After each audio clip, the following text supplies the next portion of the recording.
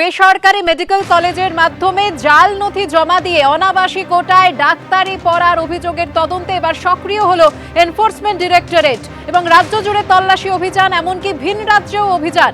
এ নিয়ে সরাসরি চলে যাব আমাদের প্রতিনিধি প্রকাশ সিনহার কাছে। প্রকাশ, কি খবর রয়েছে?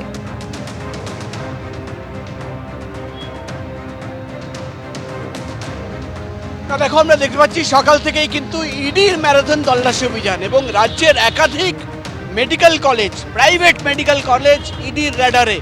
এবং আমরা যেখানে রয়েছি সল্টলেকের পিসি ব্লকের 36 নম্বর যে প্লট, এবং ভেতরে তুমি দেখতে পাচ্ছ দুদিকে বাড়ি। ইডি অফিসাররা প্রায় আধ ঘন্টা আগে এই বাড়ির ভেতরে ঢুকেছেন এবং যেটা প্রাথমিকভাবে আমরা জানতে পাচ্ছি, যাদবপুরের কেপিসি মেডিকেল কলেজ, যে প্রাইভেট কলেজ, সেই কলেজের একজন আত্মীয় এবং তার নিজের বাড়ি এখানে রয়েছে।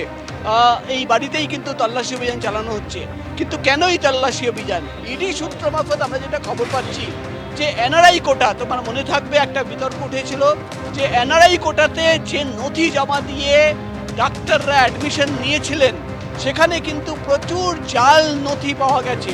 এবং সেই তথ্য পাওয়ার পর, প্রাথমিক অনুসন্ধানের পর ইডি সূত্রের খবর, তারা কিন্তু নতুন করে ইসিআইআর করেন, অর্থাৎ মেডিকেল কলেজ, একাধিক প্রাইভেট মেডিকেল কলেজে জাল নথি জমা দিয়ে এনআরআই কোটাতে যে চিকিৎসকরা অ্যাডমিশন নিয়েছিলেন এবং পরে তারা কিন্তু ডাক্তার হয়ে গেছেন, দেখা যাচ্ছে যে প্রচুর জাল নথি জমা হয়েছে। অর্থাৎ বেআইনিভাবে একটা নেক্সাস করে, প্রাইভেট মেডিকেল কলেজের সঙ্গে নেক্সাস করে এই অ্যাডমিশন হয়েছিল এবং কোটি কোটি টাকার লেনদেন হয়েছিল।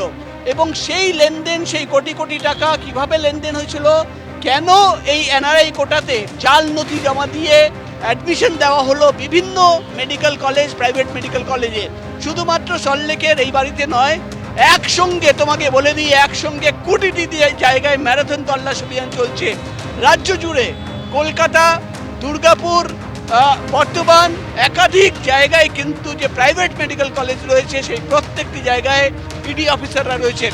আমরা দেখে দেবো সল্টলেকে যে বাড়ির সামনে আমরা রয়েছি, বাইরে কিন্তু কেন্দ্রীয় বাহিনীর জওয়ানরা, তারা কিন্তু সামনে রাস্তার উপরে দাঁড়িয়ে রয়েছেন, তারা কিন্তু এই জায়গায় ঘিরে রেখেছেন এবং এই গেটের ভেতরে কাউকে ঢুকতে দেওয়া হচ্ছে না। এবং এনআরআই কোটা, তোমার মনে থাকবে যে একটা তথ্য পাওয়া গেছিল আগেই, দক্ষিণ ভারতে প্রথমে, যেটা ইডি সূত্রের খবর, দক্ষিণ ভারতে একটা তথ্য পাওয়া যায় যে এনআরআই কোটাতে বিভিন্ন মেডিকেল কলেজে অ্যাডমিশন হয়েছিল এবং সেখানে কিন্তু যে নথি জমা দেওয়া হয়েছিল সেখানে সেই নথি জাল পাওয়া গেছে। তারপরে এমনই একটা ঘটনা পাঞ্জাবে উঠে এসছে এবং এখন যেটা ইডি সূত্রের খবর, তারা এমনও খবর পেয়েছেন যে আমাদের রাজ্যে, কলকাতা সহ রাজ্যের বিভিন্ন প্রাইভেট মেডিকেল কলেজ, সেখানে কিন্তু এনআরআই কোটাতে যে নথি জমা দেওয়া হয়েছিল সেই নথি জমা দিয়ে অনেকেই কিন্তু চিকিৎসক হয়ে গেছেন, ডাক্তার হয়ে গেছেন, তাদের নথি কিন্তু জাল পাওয়া গেছে, এমনই অভিযোগ উঠে এসেছিল। এবং সেই অভিযোগের সত্যতা যাচাই করার জন্য, কিভাবে এই র্যাকেট কাজ করত, কিভাবে নেক্সাস ছিল এবং কোটি কোটি টাকার লেনদেন কিভাবে হয়েছিল, এই তদন্তর জন্যই কিন্তু একসঙ্গে 20টি জায়গায় তল্লাশি অভিযান চালানো হচ্ছে, এমনই খবর আমরা ইডি সূত্রের মারফত জানতে পারছি। ধন্যবাদ প্রকাশ।